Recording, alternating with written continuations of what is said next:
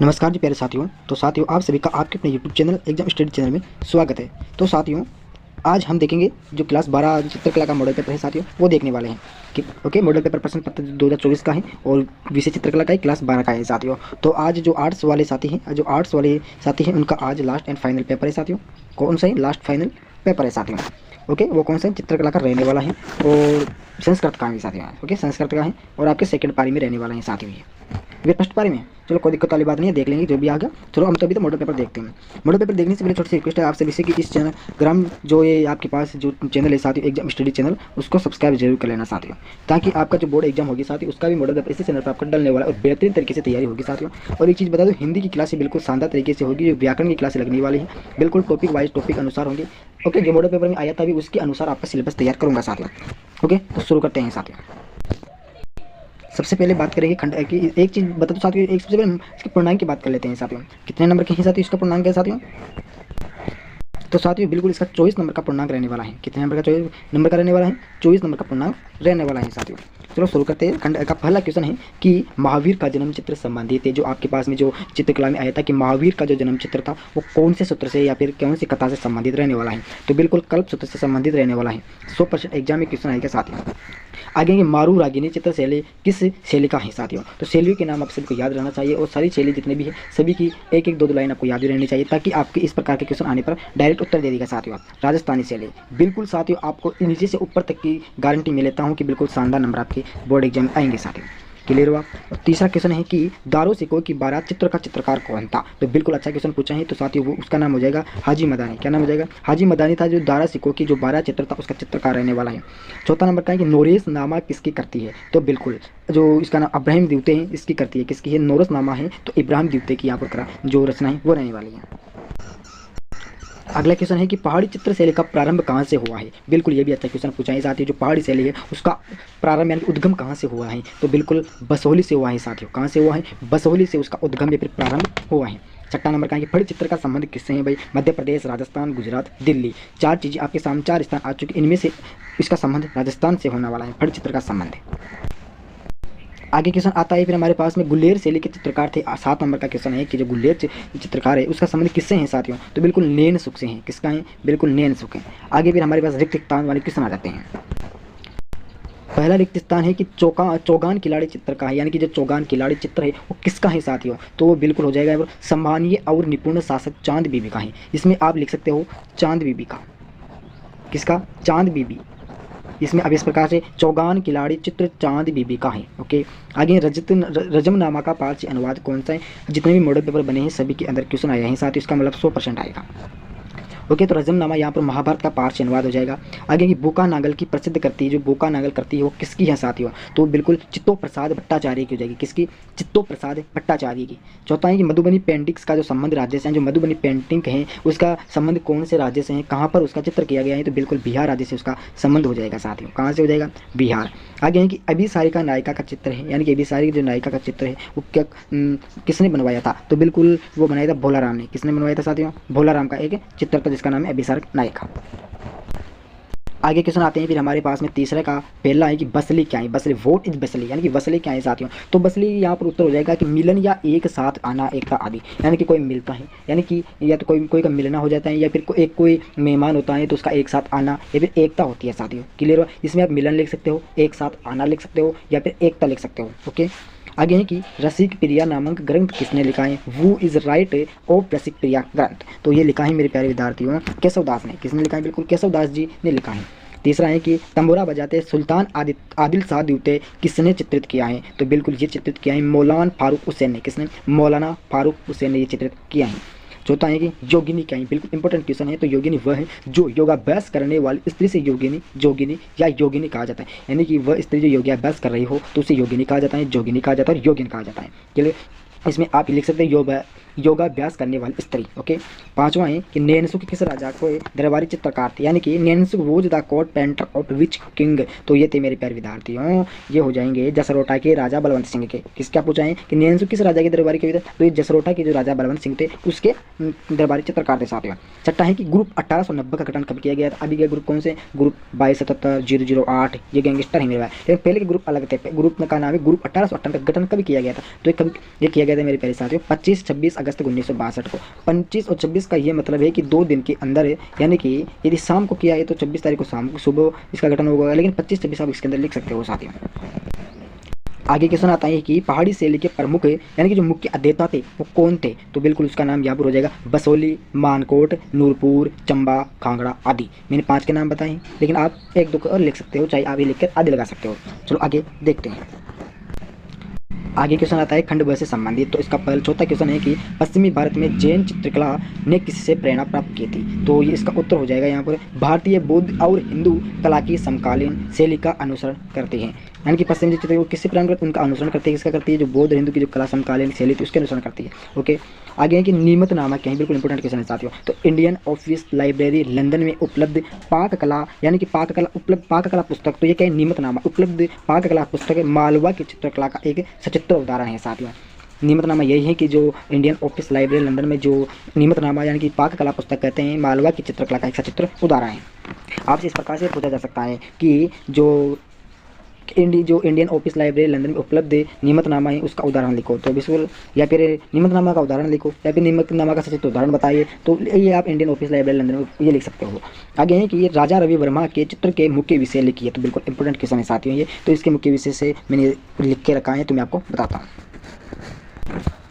देखिए साथियों, यहाँ पर कुछ दिए गए हैं जो चीज़ें मैंने आपको बताया था कि मैंने लिख के रखा है, तो बिल्कुल देखो साथियों, मैंने लिख के रखा है या फिर कहीं से प्राप्त किया सभी को पता है, तो ये आपको बस आंसर से मतलब है, आगे कुछ ज़्यादा चीज़ें को आप लोड मत लीजिए दिमाग को पढ़ा रहे हैं। इसका जो चीज़ें देखो, भारतीय साहित्य और संस्कृति के पात्र पहला इसके अंदर दिए, इसके बारे में लिखना पड़ेगा। तो राजा रवि वर्मा ने हिंदू महाकाव्य और धर्म ग्रंथों के पात्रों को चित्रित किया है साथियों। किसमें किया, साहित्य और संस्कृति के अंदर। उन्होंने महाभारत के से दुष्यंत और शकुंतला, नल और दमयंती की कहानियों के प्रसंगों को चित्रित किया है। उनकी जो चित्र थे, उनके कहने का मतलब चित्र और जो सचित्र वर्णन होता है उसका वर्णन किया है। आगे लिखा गया है फिर कि हिंदू देवी देवता के बारे में भी ये ग्रंथ है उनके। ओके, ये चीज़ें ना। ओके, तो राजा रवि वर्मा ने हिंदू देवी देवताओं को कौन सा कैनवास पर उकेरा है, और उन्होंने देवी लक्ष्मी, माँ दुर्गा और भगवान कृष्ण की तस्वीरें भी बनाई है साथियों। ओके, आगे आता है फिर हमारे सामने कि समाज की सामाजिक और आर्थिक वास्तविकता, ये भी चीज़ समझाई गई है इसके अंदर कि ये क्या है और क्या नहीं है। आगे कि राजा रवि वर्मा ने समाज की सामाजिक और आर्थिक वास्तविकताओं को चित्रित किए गए हैं। उदाहरण के लिए भिखारियों का परिवार नामक उनकी पेंटिंग भारत की अर्थव्यवस्था की दयनीय स्थिति को दर्शाता है। भारत की जो अर्थव्यवस्था खराब है, गरीबी, उसको ये दर्शाती है साथियों। एक पॉइंट रह गया साथ, उसको भी देख लेते हैं कि रोजमर्रा की जिंदगी यानी कि रोजाना जो भी जिंदगी प्राप्त है उसके बारे में बताया गया है कि राजा रवि वर्मा ने रोजमर्रा की जिंदगी, घरों के दृश्य को, उस दौर के गहने और फूल पत्तियों की जो सुंदरता को भी देखा है। रोजमर्रा की जिंदगी, रोजाना हम दैनिक जीवन में क्या क्या करते हैं, उसके क्या दुख भोगते हैं, क्या सुख भोगते हैं, सभी रोजमर्रा की जिंदगी में आ जाता है। अगला क्वेश्चन देखेंगे साथियों, 7 नंबर का क्वेश्चन हमारे पास में दिया गया है कि कंपनी शैली के प्रमुख विषय क्यों रहे, यानी क्या रहे होंगे, यानी कि what are the main topic of company style. Okay, style का मतलब है शैली। ओके, तो देखो, मुगल और यूरोपीय शैलियों के तत्वों का मिश्रण, प्राकृतिक प्रतिनिधित्व, समकालीन भारतीय लघु चित्रों की शैली, अनैतिक परम संबंध है। ओके, बस आपको ये लिखना है क्यों रहे होंगे, यानी कि इसमें बताया गया कंपनी शैली के प्रमुख विषय क्या रहे होंगे, तो इसमें रहे होंगे साथियों जो मुगल और यूरोपीय शैली रही होंगी के तत्वों का मिश्रण रहा होगा, प्राकृतिक प्रतिनिधित्व, समकालीन भारतीय लघु चित्रों की शैली, अनैतिक प्रेम संबंध, बस ये रहे होंगे। अब आगे देखेंगे हम कि दक्षिणी शैली के चित्रों के विषय क्या रहे होंगे, तो इसमें रहे होंगे मेरे प्यारे साथियों कि संगीत समारोह, प्रेमी युगल मुगल नहीं होगा, युगल होगा, प्रेमी युगल, तपस्वी और रागमाला हो जाएगा साथियों। अब बस ये लिखना आप। 9वां है कि दक्षिणी शैली में चित्रित ग्रंथों के नाम आपको लिखना है, तो इसमें आपको लिखना है कि जैसे खड़गपुर हो गया, विष्णुपुर हो गया, वर्धमान हो गया, बोलपुर हो गया, और भी यदि आपके पास दिमाग खोपड़े में आ जाए तो लिख देना साथियों। 10 नंबर का हमारे पास में कलकत्ता समूह पर संक्षिप्त में यानी कि छोटी सी आपको टिप्पणी लिखनी है, लेकिन एक क्वेश्चन गलत हो गया साथियों। जो 9वां क्वेश्चन था साथियों, 7वां क्वेश्चन में मैंने आपको बता दिया, 9वां में 8वां तो मैंने आपको बता दिया, लेकिन 9वां में आपको कुछ अलग बता दिया मैंने। तो देखो 9वां, देखो दक्षिणी शैली चित्रित ग्रंथों के नाम, तो ग्रंथ हो जाएंगे साथियों यहाँ पर नुजुम अल उलूम अकबर, ये नहीं होगा, नुजुम अल उलूम अकबर 2 हो गया, यानी कि एक तो नुजुम अल उलूम एक ये हो गया, एक अकबर नामे हो गया, दूसरा हो जाएगा रजम नामे हो जाएगा, तीसरा हो जाएगा हाफिज के दीवाने, ये हो जाएगा। 3 ग्रंथ हो चुके हैं, मैंने 12वां का उत्तर आपको बता दिया। 10वां है कि कलकत्ता समूह पर संक्षिप्त में एक छोटी सी टिप्पणी लिखनी है, छोटी सी का मतलब है ना कि लगभग 7 या 8 लाइन में आपको लिखना है साथियों। देखिए साथियों, यहाँ पर कुछ एक दो लाइन दी गई है, उनके अनुसार देखते हैं साथियों। कलकत्ता समूह भारत में आधुनिक कलाकारों का एक समूह था। आधुनिक यानी पुराने जमाने का, पुराने समय का कलाकार का एक समूह था साथियों। बहुत सारे कलाकार थे साथियों, जिसका गठन 1943 में कोलकाता में हुआ था। इसे बंगाल और पूरे भारत में अपने तरह का पहला कलात्मक आंदोलन होने पर का गौरव प्राप्त होता है, गौरव प्राप्त होता है। 5 या 6 लाइनें मैंने आपको बता दी। इसका ये मतलब होता है कि 3 लाइनें मैंने आपको बता दी हैं। 5 लाइनें आप जोड़ सकते हो, 8 लाइनें हो जाएगी। अब आप सोचो कि सर ने तो हमें 3 लाइनें बताई हैं, तो हमने 3 लाइनें ठोक देते हैं। ऐसा नहीं करना, मैंने आपको बस हिंट दिया है साथियों कि इस प्रकार से आपको थोड़ा बहुत यदि खोपड़ी में कि सर ने ये बताया, इसके अनुसार आप ठोक सकते हो साथियों। चलो कोई दिक्कत वाली बात नहीं, आगे देखते हैं। अगला क्वेश्चन फिर हमारे पास में दिया गया है मेरे प्यारे साथियों, 11 नंबर का है कि रविंद्रनाथ टैगोर की कला से आप क्या समझते हैं। बिल्कुल बिल्कुल भाई, रविंद्रनाथ टैगोर की कलाओं, जिसने भी कलाएं लिखी है, बिल्कुल अच्छा क्वेश्चन पूछा है, उनके बारे में आप इसमें ठोक सकते हो साथियों। चलो ठोकते हैं। देखिए साथियों, कला और चित्रकारों को भी नहीं बख्शा गया। यानी कि उस समय की बात चल रही है, जो आधुनिक समय की बात थी, तो कला और जो चित्रकार थे उनको बख्शा गया, उनको भी नष्ट कर दिया गया। रविंद्रनाथ टैगोर ने अपने चित्रकारों में स्वदेशी की इसी भावनाओं को भर दिया। वह Indian society of oriental art के मुख्य चित्रकार और संस्थापक थे और भारतीय कला में स्वदेशी मूल्यों के प्रथम प्रमुख प्रतिपादक थे साथियों। आपका 1 नंबर का क्वेश्चन इससे बन सकता है कि स्वदेशी मूल्यों के प्रथम प्रमुख प्रतिपादक कौन थे। तो बिल्कुल आपको रविंद्रनाथ टैगोर सबसे पहले नाम हो जाएगा साथियों। चित्रकला के अंदर सबसे पहले नाम आता है तो रविंद्रनाथ टैगोर का आता है साथियों। थोड़ा बहुत ज्ञान मुझे भी है, ओके। चलो कोई दिक्कत वाली बात नहीं है। एक क्वेश्चन इस प्रकार से भी बन सकता है कि Indian society of oriental art के संस्थापक या फिर मुख्य चित्रकार कौन थे। रविंद्रनाथ टैगोर का नाम फर्स्ट आ जाएगा साथियों। चलो कोई दिक्कत वाली बात, आप कर सकते हो, इतने तो आप होशियार हो। एक क्वेश्चन पूछा है, बिल्कुल सारा शानदार क्वेश्चन पूछा है कि टेराकोटा की मूर्तियां भारत में किन किन क्षेत्रों में पाई जाती है। तो बिल्कुल भाई, अब देखो 12 को उतरेंगे, खड़गपुर में पाई जाती है, विष्णुपुर में पाई जाती है, बर्धमान में पाई जाती है, भोलपुर में पाई जाती है। बिल्कुल जो मैंने 4 स्थान बताए हैं उनके बारे में आप विस्तार से लिख सकते हो साथियों। और आपको लिखना भी पड़ेगा। क्यों लिखना पड़ेगा? क्योंकि ये 3.5 नंबर का क्वेश्चन है। यदि आप 3 का लिख के 3 स्थानों का नाम लिख के उनकी थोड़ा 5-5 की लाइनें की या फिर 3-3 लाइनों की व्याख्या कर देते हो तो बिल्कुल आपके 3 नंबर पक्के हैं साथियों। चलो कोई दिक्कत वाली बात, आप कर सकते हो। आगे क्वेश्चन आया फिर हमारे पास में कि भूमिया कौन होते हैं बताइए। बिल्कुल अच्छा क्वेश्चन पूछा है कि भूमिया के बारे में आपको बताना है साथियों। बिल्कुल साथियों, हम आपको बताने जा रहे हैं, तो चलो कोई दिक्कत वाली बात नहीं है। बिल्कुल साथियों, हम छोटी सी एक शॉर्ट तरीके का आंसर देखेंगे साथियों, जिसमें आपको पूरा समझ में आ जाएगा कि राज्य भूमिया, अब यहाँ देखो राज्य नहीं है, राज्य भूमिया शब्द जागीरदारों के लिए उपयोग किया गया। राजस्थान के अंदर सर्वाधिक भूमिया पाए जाते हैं। कहने का मतलब है राजस्थान में जागीरदार सबसे अधिक पाए जाते हैं साथियों। पहले का आधुनिक समय था, उसके अंदर जो जागीरदार थे, बड़े बड़े सेठ आदमी थे, उनको जागीरदार कहते थे। उनके लिए यहाँ पर भूमिया शब्द का प्रयोग हुआ है। क्लियर हुआ? अब आगे फिर बताया गया है, यहाँ पर विकिपीडिया तक वेबसाइट आगे इसको क्लिक कर लेते हैं। आगे कि जागीरदारों की मृत्यु के बाद पुराने देवी देवताओं के द्वारा उनको देव योगी के अंदर प्रवेश लिया जाता था। ओके, यानी कि यदि उनकी मृत्यु हो जाती थी, जिस प्रकार से देव देवता योग में देव योगी के अंदर प्रवेश लिया करते, इसी प्रकार से वे भी उसके अंदर प्रवेश लेते। किस प्रकार से लेते थे अभी मुझे भी मालूम नहीं है, थोड़ा बहुत पढ़ने के बाद मुझे भी पता चलेगा। कोई दिक्कत वाली बात नहीं, आपको इतना लिखना है। ये नहीं पूछेगा किस प्रकार से लेते थे, क्यों लेते थे, बस आप भूमिया पूछेगा, भूमिया क्या होते हैं स्पष्ट कीजिए बस। आगे आता है फिर हमारे पास में खंड से आ चुका है साथियों, इसके बारे में भी हम विस्तार से थोड़ी सी जानकारी प्राप्त कर लेते हैं। 14वां कि नंदलाल बोस का आधुनिक भारतीय कला में योगदान को समझाइए या फिर इसका समझाइए। तो हम इसका देख लेते हैं साथियों, क्योंकि दोनों का देखना थोड़ा मुश्किल है साथियों, क्योंकि समझा करो चीज़ को। नंदलाल बोस का देख लेते हैं, उसका योगदान क्या रहा है, क्या नहीं रहा होगा। देखिए साथियों, इसके बारे में भी हम देख लेते हैं। तो वे 1921 में कला भवन शांति निकेतन के प्रिंसिपल बने साथियों। जो शांति निकेतन का उसका प्रिंसिपल 1921 में कौन था, तो बिल्कुल ये था साथियों। कौन था? नंदलाल बोस थे। वे टैगोर परिवार और अजंता के वित्तीय जो चित्र थे प्रभावित थे साथियों। क्लियर हुआ? उनकी क्लासिक कृतियों में भारतीय पौराणिक कथाओं, महिलाओं और ग्रामीण जीवन के दृश्यों की पेंटिंग शामिल, भारतीय पौराणिक कथाएं शामिल थी। उनकी क्लासिक का मतलब जो करती थी, उनकी जो क्लासिक जब बनाया करते थे उनके अंदर पौराणिक कथाएं शामिल थी, महिलाएं शामिल थी, ग्रामीण जीवन के जो दृश्य होता है वो शामिल थे साथियों। क्लियर हुआ? फिर आगे हमारे पास में आता है कि आज कई आलोचक उनकी पेंटिंग्स को भारत की सबसे महत्वपूर्ण आधुनिक पेंटिंग्स के रूप में मानी जाती है। आलोचक उनकी, यानी कि जो आलोचना करने में बुराई करने वाले होते हैं, वही लोग आज उनकी भारत में सबसे अधिक पेंटिंग महत्वपूर्ण मानी जाती है साथियों। आधुनिक पेंटिंग मानी जाती है, नंबर 1 पेंटिंग हो गई साथियों नंदलाल बोस की। 15 क्वेश्चन आता है फिर हमारे पास में। 15 क्वेश्चन देखेंगे साथियों कि भारतीय, अरे भाई आजा यार, भारतीय कला में अमूर्त कला के विकास पर प्रकाश डालिए। चलो कोई दिक्कत वाली बस में डाल लेते हैं, प्रकाश तो डालना है। देखिए साथियों, थोड़ा बड़ा ही लेकिन मजा आएगा पढ़ने में। देखो, भारतीय अमूर्त कला के विकास पर प्रकाश डालते हुए हम इन बातों पर विचार कर सकते हैं, यानी कि जो इंपॉर्टेंट चीज़ें उन पर हम बात करेंगे। पहले है कि अमूर्त कला, यानी कि भारतीय कला में 1990 के दशक में उभरी का मतलब है उजागर हुई थी साथियों। आगे है कि अमूर्त कला गैर आलंकारिक और गैर प्रतिनिधात्मक चित्रकला थी, यानी कि उसको इजाज़त नहीं थी बाहरी आवरण के लिए। आगे है कि अमूर्त कला में रंग, रेखाएं, आकार जीवित चीज़ों का वास्तविक वस्तुओं का प्रतिनिधित्व नहीं करते थे। यानी कि कला में रंग का, यानी कि भाई ये 6 चीज़ें की जीवित वस्तुओं के कि ये रंग काला है, पीला है, हैं, रेखाएं भी स्पष्ट तरीके से नहीं, आकार भी, यानी कि उसमें ये रंग नहीं डालते थे कि ये जीवित हैं, वो कि ऐसी कहीं पेंटिंग्स होते थे कि ये हंस रही है, ये हमारी तरफ रो रही है, ऐसे कई पेंटिंग्स होते हैं। आगे कि अमृत कला में यथार्थवाद और घनवाद जो दृश्यता पर जोर देते हैं प्रमुख प्रभाव के साथ ही।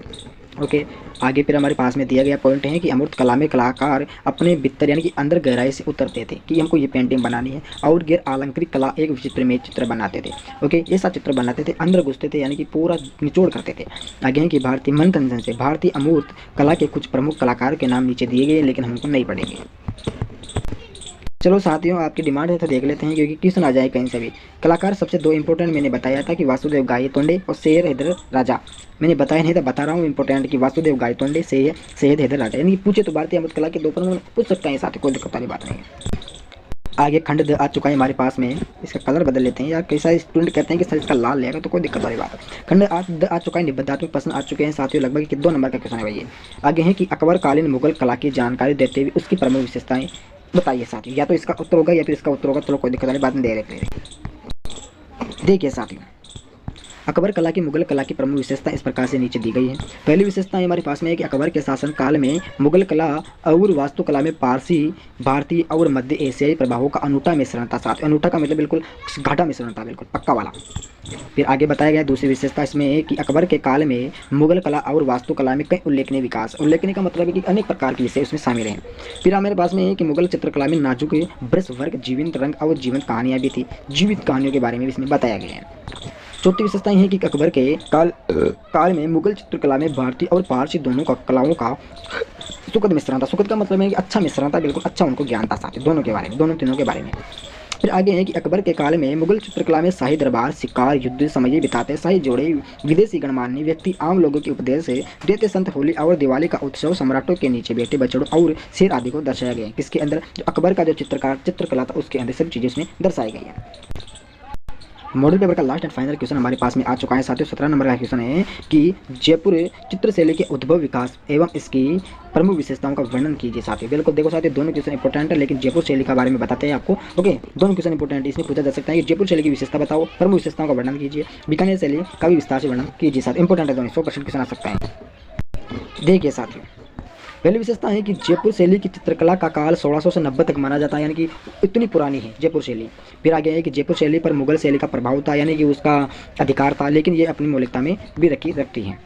फिर आगे है कि जयपुर शैली के चित्रों में सामाजिक, व्यक्तिगत, धार्मिक, रस, श्रृंगार जैसे विषय थे, समाज से रिलेटेड भी थे, व्यक्ति से संबंधित उनका किस प्रकार से आचरण था, किस प्रकार से व्यवहार था, धार्मिकता यानी कि हिंदू, मुस्लिम, सिखाई सबके बारे, रस था शामिल, किस प्रकार से बोलचाल रखते हैं, श्रृंगार के किस प्रकार से उनके रहन सहन ढंग रखते हैं, जैसे विषय उसके अंदर शामिल थे। आगे जयपुर शैली के चित्रों में लाल और पीले रंगों का इस्तेमाल होता था, यानी कि लाल पीले उसके अंदर प्रमुख थे साथ ही। फिर आगे बताया है कि जयपुर शैली के चित्रों में सजावटी सीमाएं बिल्कुल थी, साथ ही चित्रों में रंगों और रेखाओं में अनुग्रह था। बिल्कुल बिल्कुल बिल्कुल भाई।